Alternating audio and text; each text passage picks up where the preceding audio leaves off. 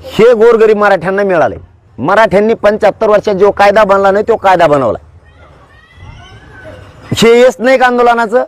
Social मीडियावर लिहितो काय मिळालं हे येस नाही आहे का? तुला कळतंय का कायदा कशात बदल करायला लागतो, कायद्यात काय दुरुस्ती करायची, काय अधिसूचना काढायच्यात, कायद्यात रूपांतर त्याचं कसं करायचंय हे पण तुला कळत नाही.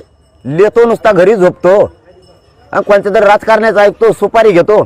विरोधी पक्ष सत्ताधारी सगळे एकवटले त्याच्यात आणि यांनी अंधारातून त्यांच्या पडद्याच्या पाठीमागून कार्यकर्ते पुढे घातले.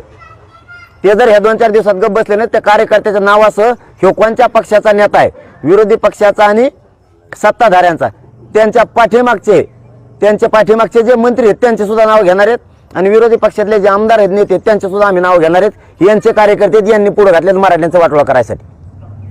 म्हणून मराठ्यांना सांगतो, मराठ्यांना मिळालेलं आहे आणि गोरगरिबांची काही ओरड नाही. हे 4-5